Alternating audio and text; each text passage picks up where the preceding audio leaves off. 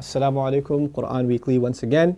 I'm here to share with you actually my favorite ayah, not of the Quran, but of the passage of Ramadan. And the ayah is وَإِذَا سَأَلَكَ عِبَادِي عَنِّي فَإِنِّي قَرِيبٌ أُجِيبُ دَعْوَةَ الدَّاعِ إِذَا دَعَانِ فَلْيَسْتَجِيبُوا لِي وَلْيُؤْمِنُوا بِي لَعَلَّهُمْ يَرْشُدُونَ. Man, there's so many beautiful things in this ayah I want to share with you. First of all, it begins وَإِذَا سَأَلَكَ عِبَادِي. Whenever your slave asks you about me. The ayah is to the Prophet ﷺ. And people used to come and ask about Allah.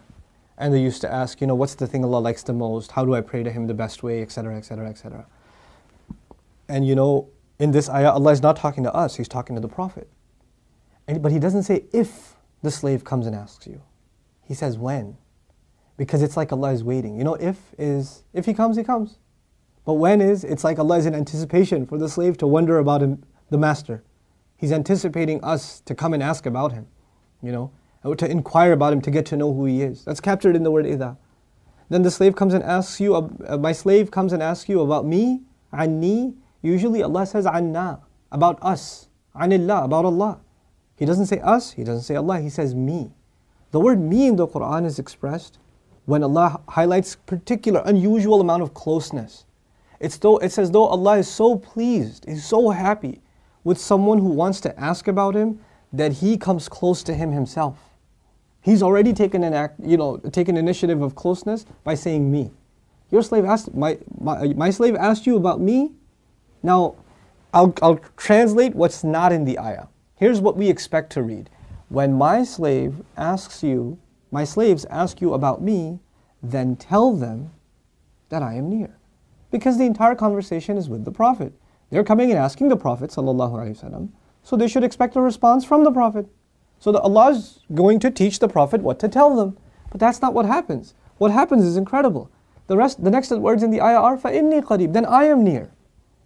It's as though they came and asked the Prophet, but the Messenger said sallallahu alaihi wasallam, I will respond myself to them. I'll talk to them myself.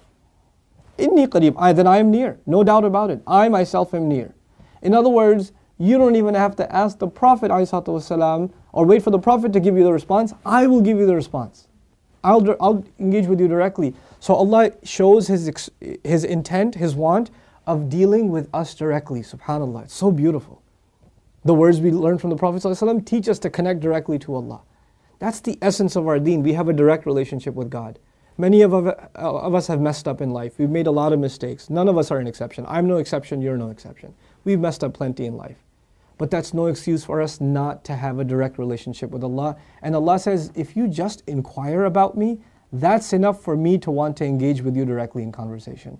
Nobody should wonder about Allah. And by the way, that's the spirit of dua, right? Ramadan is the month of dua. When we make dua, we should just deal with Allah directly.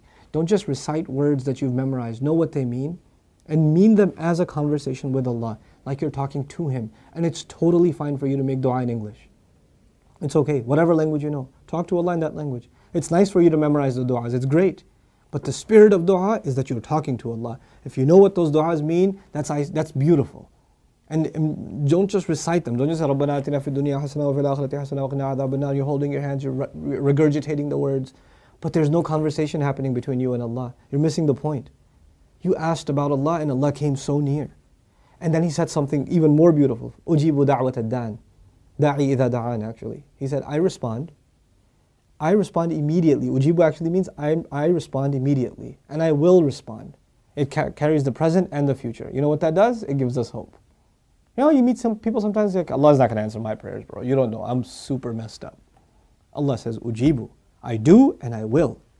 Da'wata. But not my prayers. He'll answer the prayers of the Imam, the Qari, the guy who's leading Taraweeh, the guy who's got nice recitation, the guy who's so much more religious than I am, the girl that wears hijab, etc., etc. Those are the good Muslims. Allah's going to answer them. Allah says, Ujibu da'wata da'i. I will respond to the call of the caller. He didn't say the call of the believer, the call of the Muslim, the call of the one who submits, the call of the righteous, the call of the slave, the call of the worshipper. He didn't use any of those descriptions. He said the call of the caller. Anybody who calls qualifies to be a caller. You don't have to be a special person to be one calling on Allah. So by using the word, the call of the caller, Allah opened the invitation to anybody who just wants to engage in the act of calling on Allah. He didn't put any other criteria in this ayah, except just be a caller. And then the additional thing, that just makes me just so amazed, in awe of Allah Azza wa Jal, is that, imagine, I know it's going to be a hard example to follow, but I'll do my best to make it easy. Imagine you have you're the CEO of a 500 employee company. And, you meet some secretary, some receptionist, some clerk, some intern. You're the CEO. You have to make big decisions. But these employees, maybe you have had a conversation with them once in a while, but you don't remember because you have too many things to deal with. There's too many bigger things on your mind. So you don't remember them. And if they make a request of you, they send you an email or whatever, it probably gets buried because it's not that priority for you. The more important someone is and the more people under them, the harder it is to get to them and make individual requests, right? It's just difficult. Imagine who's going to be more important and who has more people under him than Allah. And for Allah to know each one of us and know our entire personal situation, and then to appreciate us so much that He doesn't just say, I appreciate or I respond to the call of a caller, any caller. By saying any caller, we would be anonymous, right? Any caller. He said, Ad-da'i, the caller. It's as though Allah knows us personally. You are a the to Him, not an a. You're not a caller, you are the caller. That one over there, yeah, I know that one. I know what he's going through. I know what he asked me. It's this personal, Allah is expressing His personal closeness to you so much so that He can distinguish you from the millions and billions of others that have made dua to Him at the same time. But He's making you very distinct. So none of us gets to think, yeah, when is our request going to get processed? Allah didn't hear that, or Allah is, He's got bigger things, He's got a universe to run. Subhanallah. Ujibu da'wat ad-da'i. Then the next thing, the more important somebody is, the harder it is to make time with them. It's a logical fact. They're busy doing so many things. So if you say, I want a one-on-one meeting with the CEO, you might have to wait a year, 6 months, 8 months, whatever. You can't just go meet with them. In our society, for example, you want to meet with an important scholar. You can't just walk up and just meet them. You're going to have an appointment, you got to schedule a time, etc., etc. Because they've got tons of things to do. Allah says, when can you talk to me? إِذَا دَعَانِ. Whenever He calls. Night and day, I will be available. Allah is making Himself incredibly available to this person. All of this is in the context of Ramadan, by the way. We are given these motivations in Ramadan. You know what that teaches us? Go crazy with dua in Ramadan. Get really, really close to Allah and get used to being close to Allah in Ramadan. Break the barriers between you and Allah in Ramadan. إِذَا دَعَانِ. Then He says, this is my favorite part of the ayah. فَلْيَسْتَجِيبُوا لِي. Then they should try to respond to me too. They're asking me for things. They're asking me, Ya Allah, make the exam easy. Ya Allah, let that marriage proposal go through. I really like her. I want to marry her. Ya Allah, the house. Let me get an approval on that house. Let the immigration paperwork come through. Whatever people's requests are. People make requests. And Allah says, yes, you made your request, and I will respond whenever. You call, I will respond. But you should try to respond to me too. I have made certain requests of you too. فَلْيَسْتَجِيبُوا لِي. But He doesn't say فَلْيُجِيبُوا لِي. They should respond. He said they should try to respond. يَسْتَجِيبُوا لِي. At least make the effort. Allah wants to see effort from you and me, that we are actually making effort to respond to what His demands on us are. And He didn't ask us for much. He didn't ask us for much. فَلْيَسْتَجِيبُوا لِي وَلْيُؤْمِنُوا بِي. And when they respond to me, then they should believe in me. These words are really important. They're not just extra words in the ayah. In the wisdom of this ayah, this is of paramount importance. They should believe in me. Why? You would say, obviously, the one making dua to Allah already believes in Him. Why even add this phrase? Because when you ask Allah for something and it doesn't come right away, it starts shattering your faith. So Allah says, keep the faith. Believe. I heard your dua. I know the best way to respond to it. I will respond to it in a way that is better for even you couldn't imagine how good my response will be. You may have asked for something that's not good for you, and I will respond with something way better than what you even asked. You may have asked for something, if it came to you right now, it would hurt you. So I held it back from you and I'll give it to you when it's best for you. Allah Azza wa Jal says, just believe, just trust. Believe in me. وَلْيُؤْمِنُوا بِي. And finally, He ends the ayah, لَعَلَّهُمْ. Remember the la'alla, the last two videos we've talked about? لَعَلَّ, so that, perhaps, hopefully, this is the climax, the end of the surah or the ayah, يَرْشُدُونَ. So that they may be set straight. They may go the right way. We're learning a very deep secret of Islam here.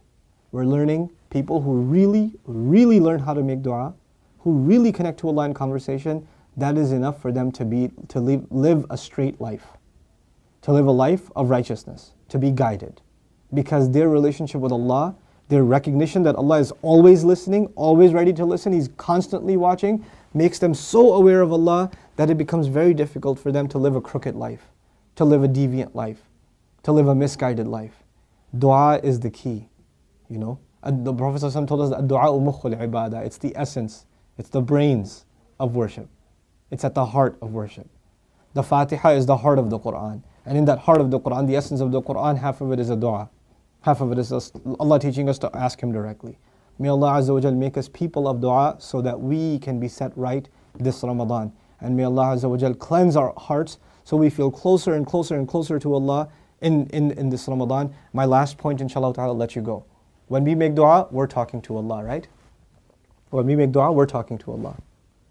But in a conversation, there's supposed to be two ways. You know, the A talks to B and B talks to A. We're talking to Allah. We're also expecting Allah to talk to us. That's why this is the month of the Quran. We are conversing with Allah with dua, and Allah is conversing with us through the Quran. So the conversation is complete. May Allah Azza wa Jal make us a people of conversation with our Master. Barakallahu li wa lakum. Wassalamu alaikum Quran Weekly. Assalamu alaikum Quran Weekly. The Prophet ﷺ told us, Ad-dallu ala al-khayr kafa'ilihi. The one who points to something good gets the same reward as the one who did the good itself. Do me a favor and do all of yourselves a favor and share in the goodness if you benefited from these talks and these videos. Make it a point to share them with friends and family and get the word out. This is such an awesome project. I really, really appreciate the effort Quran Weekly folks have made. And I pray that Allah blesses them even more and brings even more and more good from them. These kinds of efforts, you know, Allah tells us whoever doesn't thank the people hasn't thanked Allah. The hadith of the Prophet ﷺ teaches us that. So we should do that. We should appreciate the effort that's being made here. And the best way to appreciate their effort is to help them get more reward and get yourself more reward at the same time by spreading the word, inshallah ta'ala. Thank you again. Wassalamu alaikum.